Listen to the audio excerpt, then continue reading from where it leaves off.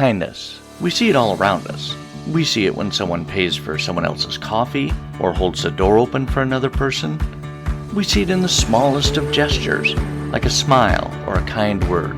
But it's different when we turn on the news or social media. Oftentimes, what we hear about, what outlets are pushing, is the opposite of kind. Welcome to the Kindness Matters podcast. Our goal is to give you a place to relax, to revel in stories of people who have received or given kindness, a place to inspire and motivate each and every one of us to practice kindness every day. Hello and welcome to the Kindness Matters podcast. I am your host, Mike Rathbun, and today I have such a fun guest on the broadcast, and it's such an honor. My guest is Laura Mickler, and she is the owner and proprietor of Sacred Steps Studio and Store. Hey, welcome to the show, Laura. Thank you for having me. Oh, it's such an honor. We obviously we chatted before we decided to do this, right? But and I had so much fun on that call, and it was really great. Yeah, it was. It's so much fun, and so talk to me. As I mentioned, you're the owner and yoga teacher, right? Yes, How did you get into yoga, and what made you decide to open a studio? Yeah, so I love telling these kinds of stories, and I love hearing other people's stories of how they got to do what they're doing, because I'm sure you have that in podcasting, like these human experiences are just so fascinating to me, of how you get where you are and all of that. So really, I have been a practicing yogi. I actually had a pretty major surgery in 2015. Okay. And while I was recuperating from that, I was laying in bed and bored, as you are a lot of times, but trying to listen to the doctor and, get my rest and all of that. And I just felt like I needed to stretch my body. I just really need to just, I've been laying in bed for 3 weeks. My body's tired from that. So I'd kind of gone to yoga on and off, and I decided, okay, I'm going to really, commit to this. So I started out with very gentle yoga, and just loved it. And I, kind of made a little community in the studio that I was attending and all of that. So just really loved that. And then if you know me for any length of time, you'll learn this about me, but I don't do anything halfway. I go all in on everything. And so that was I think that was like October, November of that year. And then after that, I decided to set myself a goal that I would do 100 yoga classes in 2019. I'm trying to remember my years here, 2019. So I was going to do 100 yoga classes, which works out to something like 8-ish a month. So I did really, really well with that until summer hit. Okay. Yeah. So I did really, really well with that till summer, and I got busy with work and all those kinds of things. But again, I was not one to let my goal go down the drain. So I started going like every single yoga class I could, starting about Halloween. I got really back into it. And I did accomplish that goal by Christmas Eve, which was really fun because I had bought myself this little Santa doing yoga ornament. And I said, okay, I'm going to put that on my Christmas tree if I can, win and if I hit this goal. So, and all of that to say, so I just really loved yoga. I connected to it. I had a very, very stressful job at the time. And I not to be blasé about it, but yoga really did save my life in, teaching me how to breathe through those stressful moments, getting, at least letting me put my phone down for an hour, if nothing else, which was awesome. So got into that. And then the next year, COVID hit, and that kind of, threw us all for a loop. But right the year after that, the studio that I attended decided to offer yoga teacher training. And I thought, I have a teaching degree that I've never used. I enjoy facilitating. I enjoy teaching. So I decided to go for that, taught for a little while, and then hit some crazy life stuff in 2021. And then decided to get back into teaching at the studio that I took my training with. I actually still do teach there, even though I own my own studio. Nice. And then I hit this point of unemployment, I guess we'll say, it was self-imposed unemployment earlier this year. and I just didn't know what I wanted to do with myself, but I felt drawn to this whole yoga community. And so what ended up happening, a real estate friend of mine reached out. There was a lady selling a building close by my house that was a 4-unit kind of business sort of building. One of the units was a yoga studio. And he thought, oh, Laura might be interested in this. So long story short on that, the math did not math for me to buy that building. It wasn't a great investment for me, but I was really connected to the lady that was selling it. And she said, would you consider renting one of my units and starting your own yoga studio? And that was July of this year, or that was June of this year. And I decided, you know what, why not? I'm just going to go for it. And luckily with yoga, there's not much overhead, right? You just need a space for people to put their mat. And there's lots of things that would be nice to have, but you can kind of get those as you go along. And so, July 15th, I opened my studio and here we are. So it's been steadily growing ever since. Wow, that's so cool. And I'm the same way. I'm the same as you. I love hearing like origin stories, and I'll just go to like farmers markets, and I can just chat my way through the whole farmers market or craft show or what have you, and just asking people, well, what made you decide to do this? And the stories are so great. They're so great. Yes.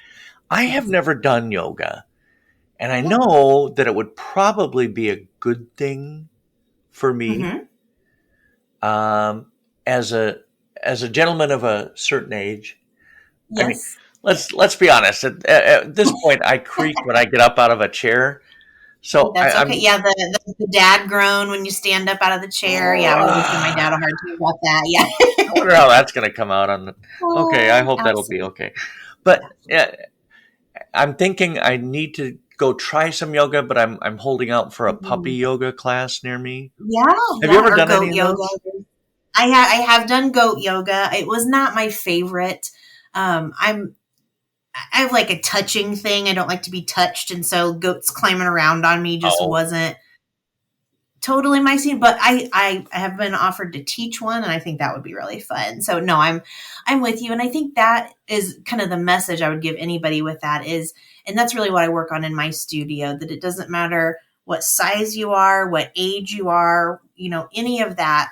There's something in yoga for everyone, and that's a lot of people think yoga is just the poses, and it's actually, it's your mindset, it's your breathing, it's all of it. So even just sitting in silence and breathing, taking a deep breath is yoga. And so I think finding a place that can kind of connect with you on that. And there's a million ways to do yoga online as well, but there is something to be said for the in-person community. And I think, a lot of us learned that during COVID, that there's no substitute for people being in the same room. We can't get together, and this is fine for now. Yeah.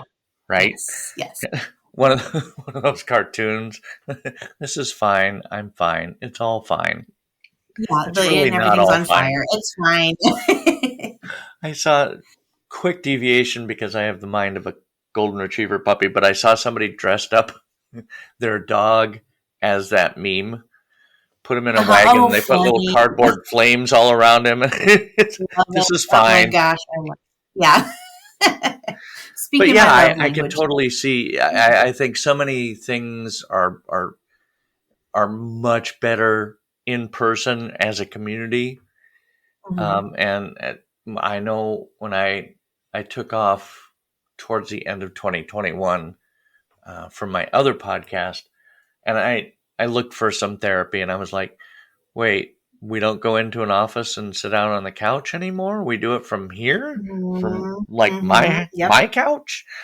Yeah. And it was just kind of a shock. But that's so cool. I absolutely love that. But now there was one thing about you that really got my attention. And it should have been the yoga, but it wasn't. That's okay. The other's pretty cool too. It was all about Millie. Yes. Tell everybody, please, about Millie, because you guys have a history now. We do have a history, yes. So, and everyone's like, who the heck is Millie? So, We'll Millie find is out. a 14-foot box truck. So, she is not a person. She is, and it's been so funny to me because Millie really does have her own personality. And people around me that know her, I mean, we all refer to her as Millie. She is not your truck, she is Millie. And so, that's been really, really cool. So my story with Millie, Millie is now deemed the moving truck for good. So what Millie does, I love back that. up. Oh gosh. So I the self-imposed unemployment that I Mhm. mentioned earlier is when I left my longtime career being a mortgage lender. And so Millie and I's story originates with me being a mortgage lender. And so I had originally purchased her so that my customers could, it was kind of a service I offered that you close a loan with me and here's the moving truck for free if you want to use it. All that I asked people to do was put gas in it. She drove around town like a huge billboard for me. And so, so that was an idea I had heard maybe 5 years before that. And just, it took a while to find the box truck, honestly. So that's just not something that you drive over to the local car lot and buy. You have to kind of find a source for that. And so Millie did that for a couple Right. years, and then yeah, so then I left lending in this spring, and I thought, what the heck am I going to do with this box truck? And so what really ended up happening, though, more than people using her for moving, is I had a lot of nonprofits reach out to me. And so, and Mike, I think I sent you a list before we even talked of all the things that she has done, but she has been Oh used because yeah. a box truck is something that if you need it, it's amazing to have, but it's not something that you're going to Right. probably own. So you don't need it all the time. Right. Yeah. So she's moved, we have a special needs prom in our town. And so she moved racks and racks of prom dresses. Oh. She's done pies for the local PTO fundraiser. She has delivered canned goods to food banks. She's just a renaissance lady, if you will. So she does a little bit of everything. so I love so that. over the summer, yeah, and I'm sorry if I'm just word vomiting on here. Feel free to No, stop no, me. no, But no. over the You're summer, fine. You're good, fine. It's good. fine. Yeah, everything's fine. It's good. But over the summer, I thought, well, I'm really not going to need this truck anymore, so I think I'll sell it. So I put out some half-hearted, like, I think I want to sell this, and it just wasn't selling. And it was one of those cases like people were offering, I mean, and I'm not a person that's like way overpricing stuff, but just the Right. prices I was being offered, I was like, I'm better off just keeping it. This is crazy. And so someone finally said to me, Laura, there's a reason that this truck has not sold. You are meant to be with Millie. And so I got to thinking like, okay, what can I do? And all along I thought, well, maybe I could just rent her out to people because I'm hearing that, to go rent a U-Haul is crazy expensive and they're never available and all the things. And so I thought, okay, well, Yep. here's what we're going to do. Here's going to be Millie's shtick, if you will. So if people rent her for less than it costs to have a U-Haul, that enables a nonprofit to use her for free. And so I've just been kind of hitting the Oh. pavement, with all of that. So she's continued to do her good work, even though, I'm not using her in that way. But yeah, I've had lots of people use her. And so it's been a really fun thing to have and it's really surprising when someone needs her and I'm like, oh, here's my moving truck, we can use that. And so that's been a lot of fun to to throw out That's there. so But cool. yeah, And that's because Millie's you're story. you're absolutely right. Nobody just has a box truck in Hmm. their back pocket Yeah. except for you. Um, Yeah. but even when you were with the mortgage lending place, I remember when I bought a house up here years ago, and I think I got a $50 gift card from the mortgage Hmm. lender. I'm like, I Hmm. could have Yeah. really used that box truck instead to move my Right. Right. stuff. Yeah. So that was brilliant. But all the good that it's done, and I love that um, the one for the family who got to use it after their house fire. Yeah. I was actually contacted by the local middle school and they said we have, so I live in Indiana and I live about an hour north of Indianapolis. Okay. And the school called and said, well, we're calling you, someone gave us your name, we have this family, just this devastating house fire, 4 kids. They've found a place to stay, but they didn't have any furniture. And we found a furniture store in Indianapolis that's going to donate everything to us, but we can't find anybody that can go get it. And so I packed up my Millie and I drove her down there at rush hour and picked up the mattresses and delivered them. And, just those kids had a place to sleep that night. And that's incredible. And so, when I grouse I try to remind myself about stuff when I grouse about like, I gotta, all the scheduling with this, and I got to go get an oil change, and somebody didn't fill the gas tank up, or whatever, all the little inconveniences, that stuff, it really kind of checks you that, okay, this was over the top awesome, that these people would not have had this without, Right. without that, which is amazing. What a cool thing. And the other one is the secret families. Since we're coming up on the holidays. Oh, absolutely. Actually, I'm surprised I have not gotten a call from them yet. I expect one here in a couple weeks. So where I live, and I think I mentioned this to you, Mike, it was on the Today Show several years ago, but there is an organization called Secret Families, and it literally started in the guy's garage when his family was like, we don't need anything. Let's buy presents for a family in need. And it has just literally snowballed in there. It's in multiple counties now, all of those kinds of things. But what they do is they get family information from the local school principals. And I mean, it covers everybody in the family. So if it's mom, dad, 4 kids, and grandma, everybody in the household gets gifts. And so I think last year when we did our shopping, it was $250 a person that we got to spend. Oh, wow. And then they literally shut down. We have a Midwestern chain called Meijer. I don't know how familiar everyone is with that, but it's kind of a grocery chain. It's really more like a Target kind of store, but it's just Midwestern. So anyway, they shut down the local Meijer. We all get there at 6 a.m. to shop, and they just hand you this wad of clear garbage bags, and they say, go shop. And so we get these families, we find out what size of clothes they wear, if it's a teenage girl, if she likes to make jewelry, just those little things. Fill up these carts, go shopping. And then I've not done this part of it, but then they load all of those bags to the wrapping center. People are furiously wrapping gifts. And then they have delivery teams that take all these gifts. They get a Christmas tree. I think they get a grocery gift card.